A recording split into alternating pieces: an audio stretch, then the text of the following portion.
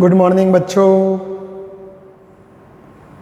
गया लेक्चर में આપણે સરેરાશ વેગ તત્કાલીન વેગની વાતો કરેલી મિત્રો।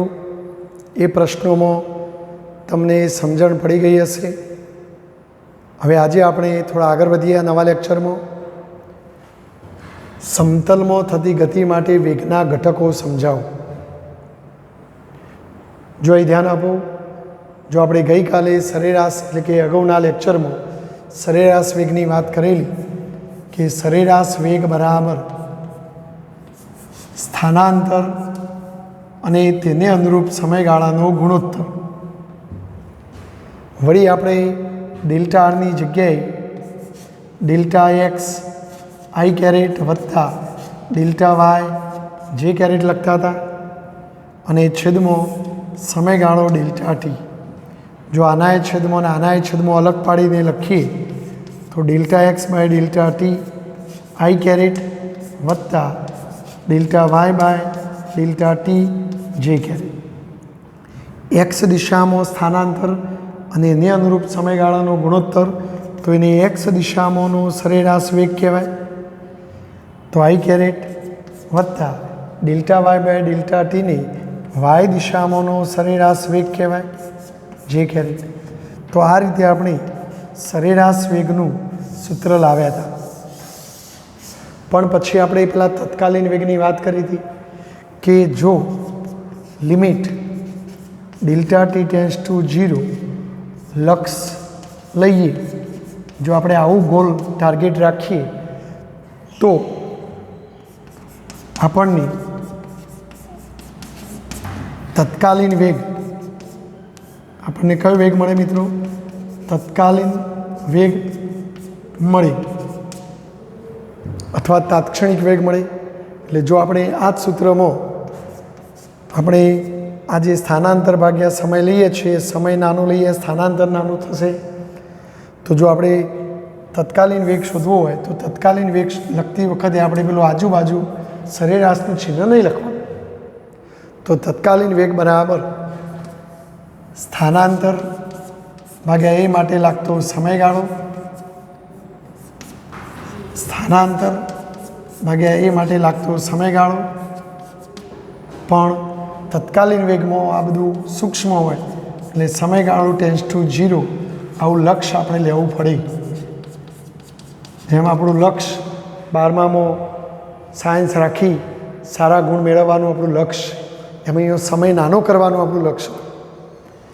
જો નાનો સમયગાળો હોય તો આ સ્થાનાંતરે નાનું હોય અને નાના સ્થાનાંતરની ડેલ્ટા એક્સને લગતો ડીએક્સ લખાય। તો ડીએક્સ અપોન ડીટી આઈ કેરેટ એ ત્યાંને ડીવાય અપોન ડીટી જે કેરેટ લખાય મિત્રો। ડીએક્સ અપોન ડીટીને એક્સ દિશામાંનો તત્કાલીન વેગ કહેવાય, ડીવાય અપોન ડીટીને વાય દિશામાંનો તત્કાલીન વેગ કહેવાય। તો આમ તત્કાલીન વેગ વી બરાબર વી એક્સ આઈ કેરેટ વત્તા વી વાય જે કેરેટ।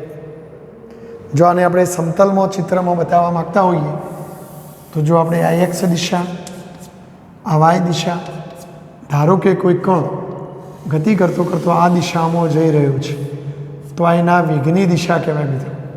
કઈ દિશા કહેવાય? વેગની દિશા।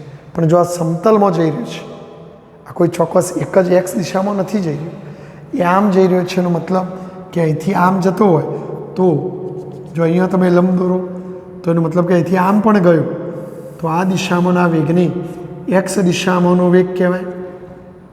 અને અહીંથી આમ પણ ગયો એટલે આમે ગયો ને ઉપરે ગયો તો આમ ગયો કહેવાય, તો આને વાય દિશામાંનો વેગ કહેવાય વી વાય। તો જો આ વી વાય હોય તો આને પણ તમે એટલી જ લંબાઈ દર્શાવતો સદિશ કહી શકો વી વાય। સમાન સદિશો, જે સદિશોનું મૂલ્ય અને દિશા સમાન હોય ને સમાન સદિશો, તો આ વી વાય તો આ વી વાય। તો જો તમારો વેગ આમ હોય એક્સ અક્ષ સાથે થીટા ખૂણે, તો જો આપણે આને એક્સ દિશામાંનો સદિશ હોવાથી એને સદિશ સ્વરૂપમાં વી એક્સ આઈ કેરેટ લખાય, આ વાય દિશામાંનો વેગ હોવાથી એને સદિશ સ્વરૂપમાં વી વાય જે કેરેટ લખાય। અને માટે આ પરિણામી સદિશ બરાબર આ બે સદિશોનો સરવાળો, એટલે આપણે આવું લખી શકીએ। જો તમારે વેગનું મૂલ્ય શોધવું હોય તો કર્ણનો વર્ગ બરાબર બે બાજુઓના વર્ગોનો સરવાળો. તો બોલો, આ બાજુનો વર્ગ એટલે વીનો વર્ગ, આ બાજુનો વર્ગ એટલે વીએક્સનો વર્ગ, આ બાજુનો વર્ગ એટલે વીવાયનો વર્ગ. તો આપણે કર્ણનો વર્ગ બરાબર બે બાજુઓના વર્ગોનો સરવાળો, અને જો વર્ગ દૂર કરો તો વર્ગમૂળ. તો આ રીતે મૂલ્ય મળે. તો વેગનું મૂલ્ય શોધવાનું કે તો તત્કાલીન વેગનું મૂલ્ય શોધો તો આપણે એના એક્સ ઘટક અને વાય ઘટકોના વર્ગોનો સરવાળો કરીને વર્ગમૂળ કાઢવાનું. અહીં વીએક્સને આપણે શું કહી શકીએ? વેગનો એક્સ દિશામાંનો ઘટક, અને વીવાયને વેગનો વાય દિશામાંનો ઘટક કહે છે. બરાબર, આ વેગનું મૂલ્ય બતાવે છે. ચલો, વેગની દિશા શોધવી છે. તો જો આપણો વેગ એક્સ અક્ષ સાથે કેટલા ખૂણે જઈ રહ્યો છે? થીટા. તો આકૃતિ ઉપરથી ટેન થીટા, તો ટેન થીટા એટલે સામેની બાજુ, બોલો સામેની બાજુ વી વાય અને પાસેની બાજુ વી એક્સ, એટલે ટૂંકમાં વાય આમ ભાગ્યા એક્સ આમ. જો થીટાને સૂત્ર કરતા બનાવો તો tan inverse v y upon v x. તો આ દિશા બતાવે. શબ્દોમાં લખવી હોય તો વેગ વી સદિશની દિશા એક્સ અક્ષ સાથે થીટા ખૂણે આકૃતિમાં દર્શાવ્યા મુજબ હશે.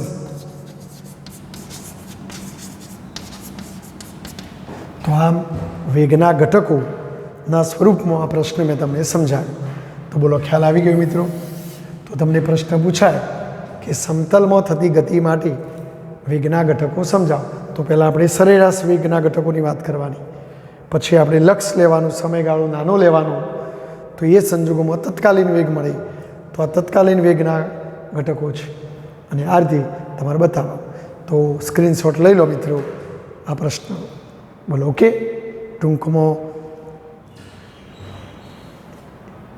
એક્સનું ટી સાપેક્ષે વિકલન, સ્થાનાંતરનું સમય સાપેક્ષે વિકલન એટલે વેગ, પણ એક્સ દિશામાંનું સ્થાનાંતર લ્યો તો એક્સ દિશામાંનો વેગ મળે, અને વાય દિશામાંના સ્થાનાંતરનું સમય સાપેક્ષે વિકલન કરો તો વાય દિશામાંનો વેગ મળે.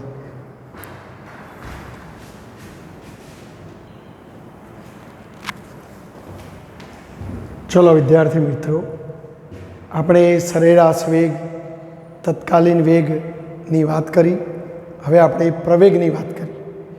તમે 10મા કે 9મા ધોરણમાં પણ ભણ્યા છો. પ્રવેગ એટલે વેગમાં થતો ફેરફાર ભાગ્યા તે માટે લાગતો સમય. તો આપણે એ જ રીતે અહીં વાત કરીએ કે ભાઈ જો કણના વેગમાં થતો ફેરફાર અને તે માટે લાગતા સમયગાળાનો ગુણોત્તર, કણના વેગમાં થતા ફેરફાર અને તે માટે લાગતા સમયગાળાના ગુણોત્તરને કણનો સરેરાશ પ્રવેગ કહે છે. કણનો પ્રવેગ કહે છે. જો આપણે પહેલાં સરેરાશ પ્રવેગ શોધીશું તો સરેરાશ પ્રવેગ એટલે એવરેજ મળે. સરેરાશ પ્રવેગ બરાબર કણના વેગમાં થતો ફેરફાર ભાગ્યા એ માટે લાગતો સમયગાળો, તે માટે લાગતો સમયગાળો. ધારો કે કણનો શરૂઆતમાં વેગ કંઈક હોય અને ગતિ દરમિયાન એનો વેગ બદલાય જતો હોય, તો વળી કોઈ બીજા સમયે તમે પહોંચો તો વેગ બદલાઈ ગયો છે. તો આપણે કણના વેગમાં થતા ફેરફારને શું કહીશું? Delta v. અને એ માટે ધારો કે ડેલ્ટા ટી સમય લાગ્યો છે મિત્રો, તો delta v by delta t. તો આને સરેરાશ પ્રવેગ કહેવાય. પ્રવેગ માટે એ સિમ્બોલ વપરાય અને સરેરાશ માટે આવું આવે. તો આમ સરેરાશ પ્રવેગ એ બરાબર કણના વેગમાં થતો ફેરફાર ભાગ્યા એ માટે લાગતો સમયગાળો. જો અહીંયા વેગમાં થતો ફેરફાર છે તો આપણે વેગમાં થતો ફેરફાર, જો એક્સ દિશામાં વેગમાં ફેરફાર થતો હોય તો એને ડેલ્ટા વી એક્સ કહેવાય. વાય દિશામાં વેગમાં થતો ફેરફાર થતો હોય તો ડેલ્ટા વી વાય કહેવાય. તો જો આપણે આ ડેલ્ટા ટી એમના એમ લખીએ અને ડેલ્ટા વીની જગ્યાએ એક્સ દિશામાં વેગમાં થતો ફેરફાર ડેલ્ટા વી એક્સ આઈ વત્તા વાય દિશામાં વીમાં થતો ફેરફાર delta v y j caret, આવું પણ લખી શકાય. માટે જો આના છેદમાં તો delta v x upon delta t બરાબર આઈ કેરેટ વત્તા delta v y upon delta t j caret. જો આ વેગમાં થતો ફેરફાર ભાગ્યા સમયગાળો એટલે પ્રવેગ કહેવાય, પણ આ સરેરાશ પ્રવેગ મળે. પણ આ એક્સ દિશામાંના વેગમાં થતો ફેરફાર છે માટે એની એક્સ દિશામાંનો સરેરાશ પ્રવેગ કહેવાય ઇન્ટુ આઈ કેરેટ વત્તા અને વાય દિશામાંનો સરેરાશ પ્રવેગ કહેવાય. એ દિશા દર્શાવતો એકમ સદિશ બાજુમાં છે જ. તો આમ સરેરાશ પ્રવેગ એ બરાબર આવું સૂત્ર મળશે મિત્રો. બોલો બરાબર છે. તો એ સદિશ બરાબર એ એક્સ આઈ કેરેટ વત્તા એ વાય જે કેરેટ, પણ આ સરેરાશ છે. તો આમ સરેરાશ પ્રવેગની દિશા કઈ હોય? વેગની દિશામાં. તો આપણે એ કહી શકીએ કે સરેરાશ પ્રવેગની દિશા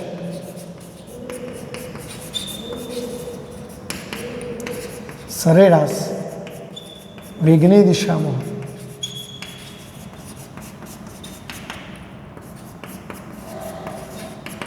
સરેરાશ પ્રવેગની દિશા સરેરાશ વેગની દિશામાં હોય છે.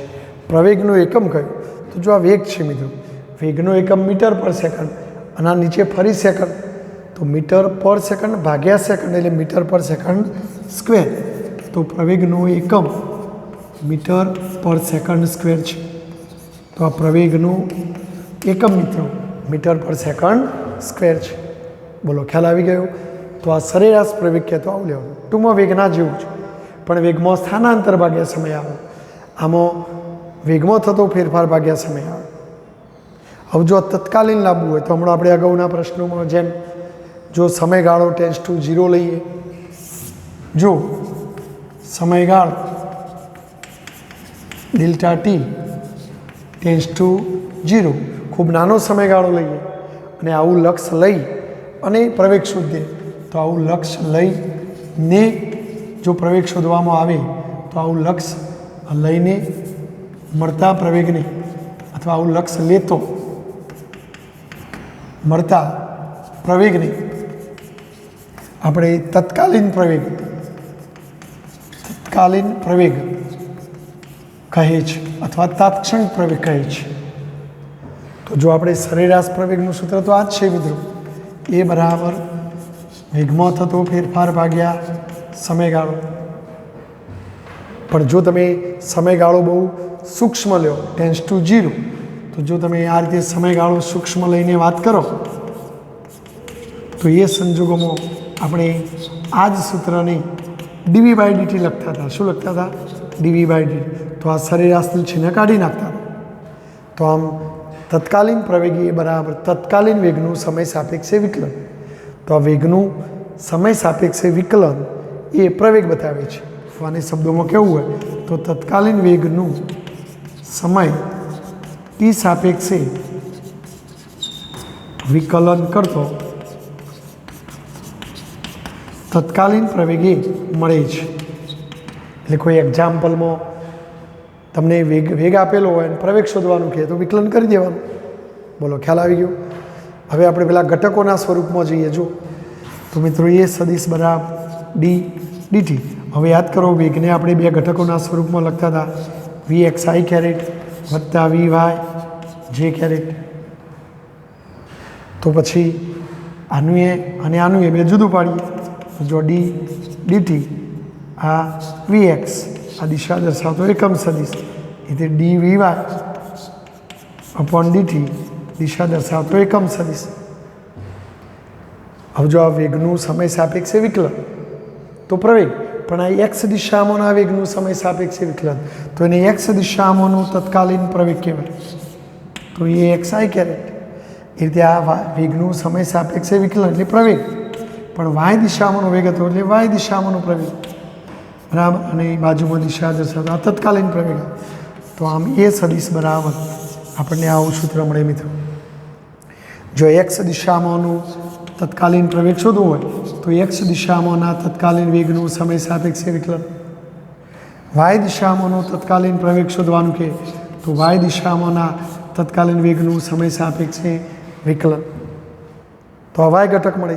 એટલે કોઈ એક્ઝામ્પલમાં પ્રવેગનો એક્સ ઘટક ને પ્રવેગનો વાય ઘટક શોધો તો આવું એક્સ ઘટકનું વિકલન તો એક્સ દિશામાંનો પ્રવેગ મળે, વાય ઘટકનું વિકલન કરતો વાય દિશામાંનો પ્રવેગ મળે. બોલો ખ્યાલ આવી ગયો? તો આવું મળશે મિત્રો. જો હજુ આપણે થોડી બીજી વાત કરીએ. જો પ્રવેગ એટલે વેગનું સમય સાપેક્ષે વિકલન, પરંતુ મિત્રો યાદ કરો વેગ એ શું છે? તો પેલા સ્થાન સદિશ આરનું સમય સાપેક્ષે વિકલન છે. તો જો આ વીની કિંમત અહીંયા મૂકી દો તો એ સદિશ બરાબર ડી વી અને વીની જગ્યાએ ડી આર બાય ડીટી, અને આગળ પાછું આવું તો ખરું છે.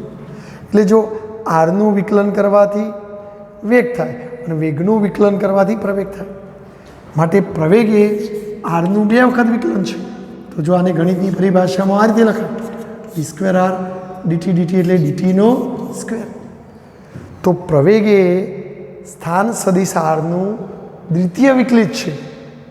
પ્રવેગ એ સ્થાન સદિશ આરનું દ્વિતીય વિકલિત છે. પ્રવેગ એ સ્થાન સદિશ આરનું દ્વિતીય વિકલન છે અથવા વિકલિત છે. એટલે આરનું પહેલી વખત વિકલન કરવાથી વેગ થઈ જાય અને એને વેગનું પાછું ફરી વિકલન કરો એટલે પ્રવેગ થઈ જાય. ટૂંકમાં પ્રવેગ લાવવા માટે આરનું 2 વખત વિકલન કરવું પડે. આરનું પહેલી વખત વિકલન કરો એટલે વેગ બની જાય અને બીજી વાર વિકલન કરો એટલે વેગનો પ્રવેગ બની જાય. તો આમ પ્રવેગ એ આરનું દ્વિતીય વિકલિત છે. બોલો ખ્યાલ આવી ગયો? તો આ રીતે તમને તત્કાલીન પ્રવેગ સમજાવવાની વાત કરીશ. હવે આ પ્રવેગની દિશાની આપણે થોડી વાત કરીએ. તો 1 મિનિટ મિત્રો, તમે આનો સ્ક્રીનશોટ લઈ લો, પછી આપણે પ્રવેગની દિશાની વાત કરીએ.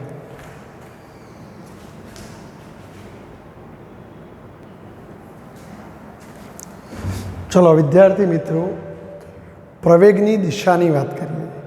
જો આપણે હમણાં તત્કાલીન પ્રવેગનું સૂત્ર બતાવ્યું કે પ્રવેગ એટલે વેગનું સમય સાપેક્ષે વિકલન. જો આ વેગ વી કહેવાય અને ડીવી એટલે વેગમાં થતો ફેરફાર. તો પ્રવેગની દિશા વેગમાં થતા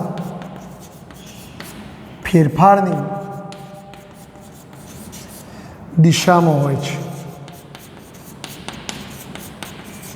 ધ્યાન રાખજો, પ્રવેગની દિશા વેગમાં થતા ફેરફારની દિશામાં હોય છે. દાખલા તરીકે આપણે આકૃતિ દ્વારા વાતને સમજીએ મિત્રો કે ધારો કે આ એક્સ અક્ષ, આ વાય અક્ષ ઉગમ બિંદુ, ધારો કે કોઈ કણ આ રીતે આમ ગતિ કરે છે. ધારો કે કોઈ ટી સમયે કણ પી સ્થાને છે. તો આ પી સ્થાનેનો વેગ કયો? તો આપણે જો કોઈ પણ બિંદુ આગળનો વેગ લેવો હોય તો કોઈ પણ બિંદુ આગળનો વેગ સ્પર્શકની દિશામાં હોય. કે ભાઈ ચલો આ પી બિંદુ આગળનો વેગ શોધવો છે તો આ સ્પર્શકની દિશામાં હોય. અને પછી આપણે વેગના 2 ઘટકો પાડવા હોય તો આને કહેવાય વેગનો એક્સ દિશામાંનો ઘટક, આને કહેવાય વેગનો વાય દિશામાંનો ઘટક કહેવાય. બરાબર. તો ચલો આપણે ટી સમયે જો કણ પી બિંદુ આગળ હોય તો પી બિંદુ આગળનું સ્પર્શક દોરું તો આ સ્પર્શકની દિશામાં એનો વેગ હોય. ધારો કે આ વેગને હું વી કહું. હવે ધારો કે ડેલ્ટા ટી સમય બાદ આપણો કણ ગતિ કરતો કરતો અહીં પહોંચ્યો. ધારો કે અહીંયા ક્યાંક પહોંચ્યો છે પી ડેશ સ્થાને. તો પછી પી ડેશ સ્થાને એનો સ્પર્શક જો આમ આવશે તો પી ડેશ સ્થાન આગળના વેગને આપણે વી ડેશ કહીએ. તો જો આ વેગ આમ હતો ને આ વેગ આમ છે તો જો આ વેગમાં થતો ફેરફાર અને વેગમાં થતો ફેરફાર જેને ડેલ્ટા વી કહેવાય અને ડેલ્ટા વી બરાબર શું? તો અંતિમ વેગ ઓછા પ્રારંભિક વેગ. તો હવે વેગ એ સદિશ ભૌતિક રાશિ છે તો આ વેગની દિશા બદલાય છે તો પછી વેગમાં થતો ફેરફાર કઈ દિશામાં? તો તો જો આપણે અગાઉ મેં તમને અગાઉ એક પ્રશ્નમાં આવું બતાવ્યું હતું કે ધારો કે કોઈ સદિશ R1 આમ હોય, કોઈ સદિશ R2 આમ હોય, તો જો હું આમ લઉં તો આને હું ડેલ્ટા R કહું, તો જો સદિશ સરવાળાના નિયમ પ્રમાણે R1 પ્લસ ડેલ્ટા R બરાબર R2, માટે બોલો ડેલ્ટા R બરાબર શું? R2 minus R1. તો આ સ્થાન સદિશોનો તફાવત એટલે આરમાં થતો ફેરફાર. તો આરમાં થતો ફેરફાર શોધવો હોય તો આ રીતે શોધાય. R2 અહીંયા જો બેનો શીર્ષ ભેગો થયો, જો અહીંયા બે ભેગો થાય તો શું થાય? R1 minus R1. એમ મારે જો અહીંયા ડેલ્ટા V શોધવો છે તો આ બે વેગનો તફાવત છે. તો જો વીડેસની દિશા આમ છે મિત્રો, આમ, તો જો આ વીડેસની દિશા છે અને વીડેસમાંથી V બાદ કરો, જેમ R2માંથી R1 બાદ કરવો હોય તો R2 અને R1નો પૂછ એક જગ્યાએ ભેગો કરવાનો, એમ વીડેસમાંથી V બાદ કરવો હોય તો બેનો પૂછ એક જગ્યાએ ભેગો કરો. તો જો વીડેસ આમ છે ને V આમ છે,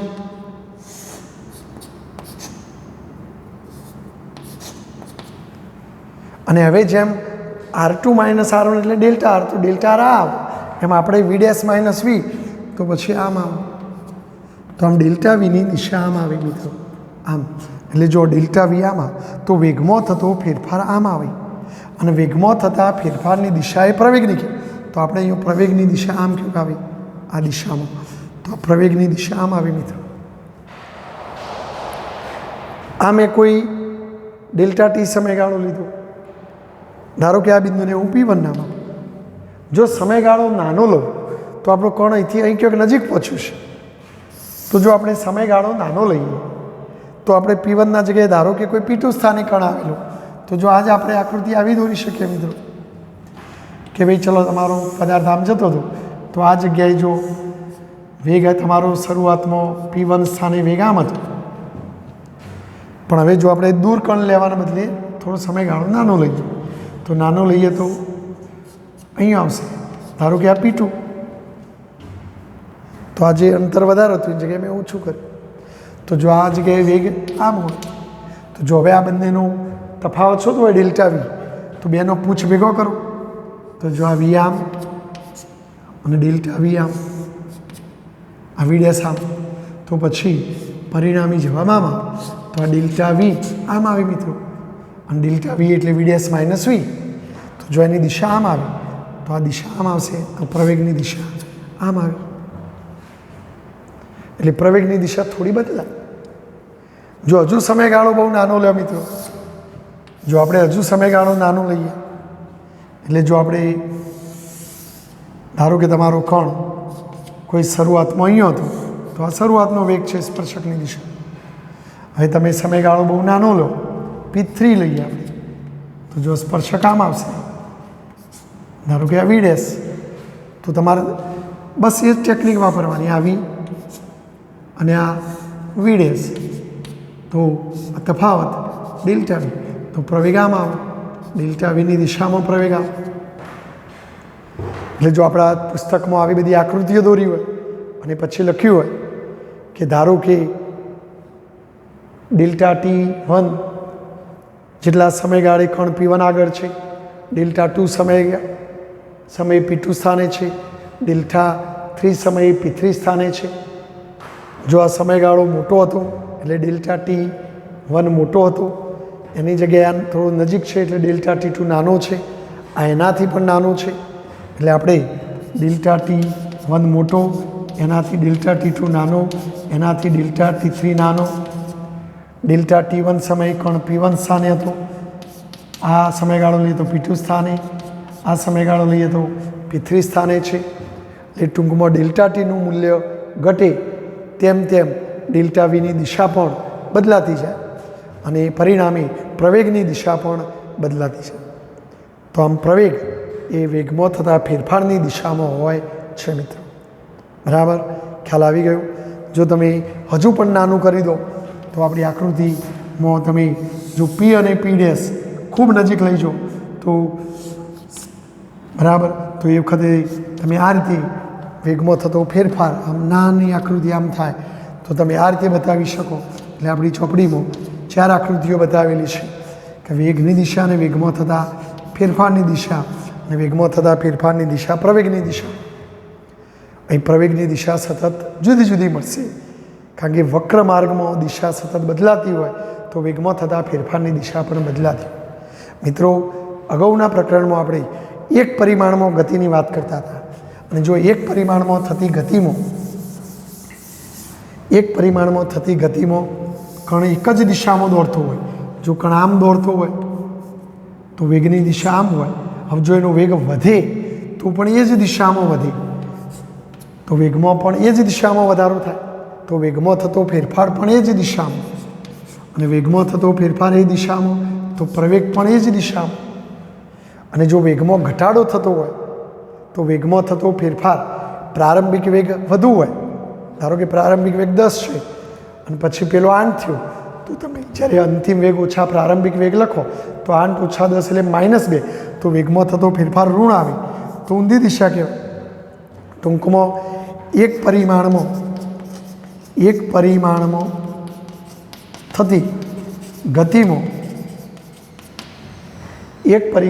થતી ગતિમાં વેગ અને પ્રવેગ એક જ સુરેખ પથ ઉપર હોય. વેગ અને પ્રવેગ એક જ સુરેખ પથ પરની દિશામાં હોય. જો વેગ આમ હોય અને જો વેગ વધતો હોય તો વેગમાં થતો ફેરફાર ધન આવે, તો પ્રવેગ ધન દિશામાં આવે. એટલે જો બે એક જ પથ પર આવે, અને જો વેગમાં ઘટાડો થતો હોય તો વેગમાં થતો ફેરફાર ઋણ આવે, તો વેગમાં થતો ફેરફાર ઋણ આવે તો પ્રવેગની દિશા વેગની દિશા કરતો ઊંધી. એટલે વેગ અને પ્રવેગ એક જ દિશામાં પણ હોય, વેગ અને પ્રવેગ વિરુદ્ધ દિશામાં હોય. જો એક જ દિશામાં હોય તો θ0 અને વિરુદ્ધ દિશામાં હોય તો θ180. તો સુરેખ પથ ઉપર થતી ગતિમાં વેગની દિશા એક જ રસ્તા ઉપર રહેવાથી વેગનું મૂલ્ય વધે તો પ્રવેગ ધન, તો બે એક જ દિશા. વેગનું મૂલ્ય ઘટે તો પ્રવેગ ઋણ, તો ઊંધી દિશા થઈ જઈ કહેવાય, તો ખૂણો 180 હોય. પરંતુ જ્યારે દ્વિ કે પરિમાણમાં પદાર્થ ગતિ કરતો હોય, દ્વિપરિમાણમાં આમ ગતિ કરતો હોય કે ત્રિપરિમાણમાં આમ ગતિ કરતો હોય, તો એ વખતે દિશાઓ સતત બદલાયા કરતી હોય, તો એ વખતે આ વેગની દિશા અને પ્રવેગની દિશા વચ્ચેનો ખૂણો ગમે તે હોઈ શકે, 0 અને 180ની વચ્ચેનો ગમે તે હોઈ શકે. એટલે કે દ્વિ કે ત્રિપરિમાણમાં થતી ગતિ માટે દ્વિ કે ત્રિપરિમાણમાં થતી ગતિ માટે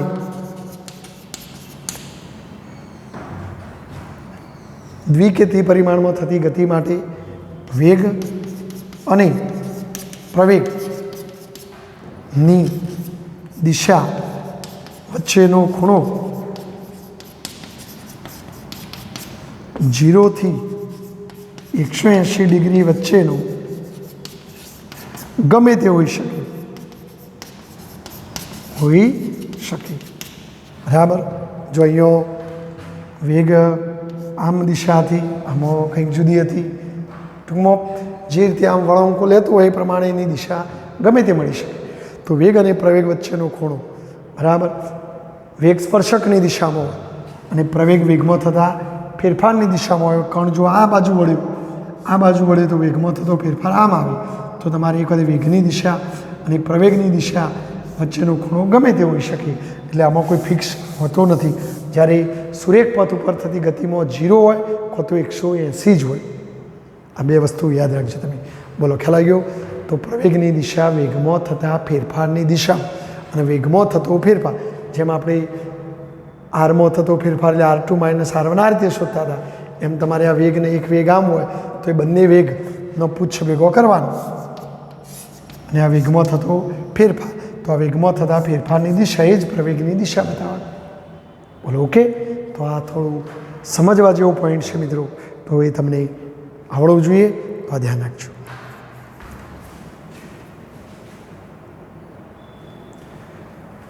જો વિદ્યાર્થી મિત્રો, હમણાં સુધી આપણે જે કંઈ ભણ્યા એના અનુસંધાનમાં આપણને ઉદાહરણમાં એક દાખલો આપ્યો છે, જોઈ લઈએ. એકદમ સિમ્પલ દાખલો છે. કોઈ કણનું સ્થાન R સદિશ બરાબર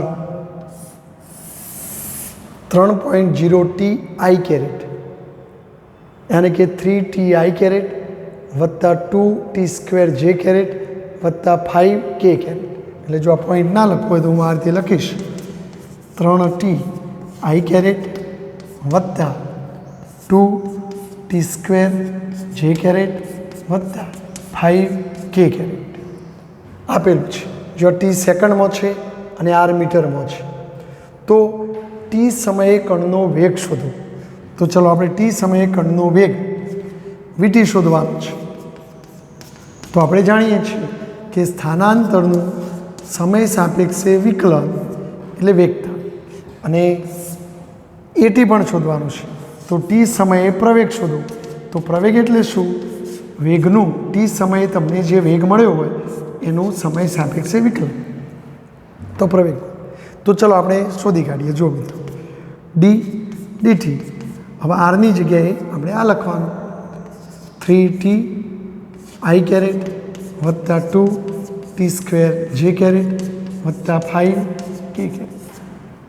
तो जो आनु पण विकलन आनु पण विकलन आनु पण विकलन हवे जो આપણે વિકલન કરીએ મિત્રો તમને મેથેમેટિકલ્સ ટૂલ્સના પિરિયડોમાં આ બધું શીખવાડેલું છે। જો આ તો દિશા બતાવે છે એટલે એનું વિકલન ના કરવાનું, આનું વિકલન કરવાનું। તો જો આપણે આનું વિકલન કરીએ મિત્રો તો આ જે અચળાંક હોય વિકલનની બહાર આવી જાય તો dt અને આ ઉડી જાય એટલે માત્ર 3 થાય અને આ તો ખરું છે। તો બોલો આનું વિકલન શું થશે? 3I कैरेट વત્તા જો હવે આનું વિકલન dt of 2 T² J carat. તો જો બે હોય બહાર આવી જાય તો dt ઓફ T² અને આ J कैरेट તો પાછળ રહેવા જ દેવાનું। હવે આનું વિકલન કરે એટલે ઘાત નીચે ઉતરે એક ઘાત ઘટી જાય અને આ J कैरेट તો 2 દુ 4 Tની એક ઘાત એટલે T J कैरेट। તો આનું વિકલન 4T J कैरेट થશે અને જો 5K તો અચળનું વિકલન 0 થઈ જાય તો એ 0 થઈ જશે। તો આમ T સમયે વેગ VT તમને આ મળશે। ચલો હવે પ્રવેગ શોધી કાઢીએ। તો પ્રવેગ શોધવા માટે આ વેગનું વિકલન કરવાનું। તો જો આપણે dt ઓફ હવે VTની જગ્યાએ આ લખી દેવાનું 3I कैरेट વત્તા 4T J कैरेट। બોલો બરાબર મિત્રો?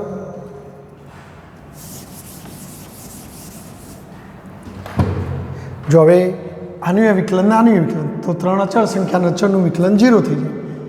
4 અચળ હોય અને ગુણાકારમાં આવું સમયવાળો ગુણાંક હોય તો વિકલનમાં 12 આવે ટીનું વિકલન 1 થઈ જાય તો 4J कैरेट। તો આમ T સમયે પ્રવેગ આવું આવશે। જો અહીં તમે જોઈ શકો છો તો પ્રવેગનું મૂલ્ય 4 કહેવાય।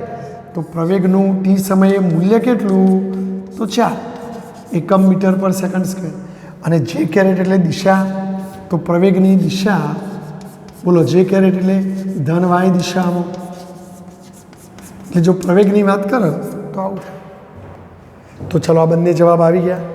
ચલો હવે બીજો પ્રશ્ન પૂછો કઈ 1 સેકન્ડ માટે વેગનું મૂલ્ય અને દિશા શોધો। આ T સમયનો છે તો હવે 1 સેકન્ડે જો વેગ શોધવો હોય તો T બરાબર 1 સેકન્ડે આપણે વેગ શોધવો છે। તો જો આપણે આ જે વેગનું સૂત્ર છે મિત્રો એમાં Tની કિંમત 1 મૂકવાની તો 3I कैरेट વત્તા 4T Tની જગ્યાએ 1 J कैरेट। તો આમ તમને 3I હવે અહીં લખવાની જરૂર નથી કારણ કે 1 સેકન્ડે આપણે શોધી રહ્યા છીએ વત્તા 4J कैरेट। જો એનું મૂલ્ય શોધવું હોય તો જો આને આપણે વીનો x ઘટક કહેવાય આને વીનો y ઘટક કહેવાય। તો ચલો આપણે મૂલ્ય શોધવું હોય તો વર્ગમૂળમાં vxનો વર્ગ વત્તા vyનો વર્ગ તો વર્ગમૂળમાં 3નો વર્ગ 4નો વર્ગ 3નો વર્ગ 9 4નો વર્ગ 16 16 9 25નું વર્ગમૂળ 5 તો વેગનું મૂલ્ય v બરાબર 5 મીટર પર સેકન્ડ। જો હવે દિશા તો દિશા શોધવી હોય તો અહીંયા જો I જે 2 છે એટલે આ સમતલમાં ગતિ છે તો પછી સમતલમાં ગતિ હોય તો ખૂણો લેવો પડે તો tan θ બરાબર આપણે પેલા પ્રશ્નમાં આવી ગયા સૂત્ર વેગનો y ઘટક ભાગ્યા વેગનો x ઘટક। તો બોલો વેગનો y ઘટક 4 x ઘટક 3 4 ભાગ્યા 3 એટલે 1.33 33 33 આવું આવી જાય। તો θ બરાબર ટેન ઇનવર્સ 1.33 લેવું પડે. નેચરલ ટેન્જન્ટનું કોષ્ટક જોતું, નેચરલ ટેન્જન્ટના કોષ્ટક પરથી થીટા શોધી કાઢવાનું, અને એ પણ તમને સાહેબે શીખવાડશે. તો હું એપ્રોક્સિમેટલી લગભગ જવાબ લખું છું, તો આ જવાબ લગભગ 53 ડિગ્રી આવે. જો હવે કઈ દિશા, તો જો આપણો વેગ આમ હોય તો વેગની દિશા આ એક્સ ઘટક, આ વાય ઘટક. તો તમે યાદ કરો પેલા પ્રશ્નમાં આપણે આવું કહેતા હતા, તો આપણો વેગ ટેન થીટા લ્યો તો આ સામેની બાજુ વી વાય ભાગ્યા વી એક્સ. તો આ વેગ એક્સ અક્ષ સાથે થીટા ખૂણે, તો આપણે એ લખવું હોય તો એક્સ અક્ષ સાથે, તો એક્સ અક્ષ સાથે 53 ડિગ્રીના ખૂણે તમારો વેગ હશે. બોલો, ખ્યાલ આવી ગયો એક્ઝામ્પલમાં? તો સ્ક્રીનશોટ લઈ લો મિત્રો, અને પછી તમે લખી દેજો. આ રીતે આ દાખલો ગણી શકાય.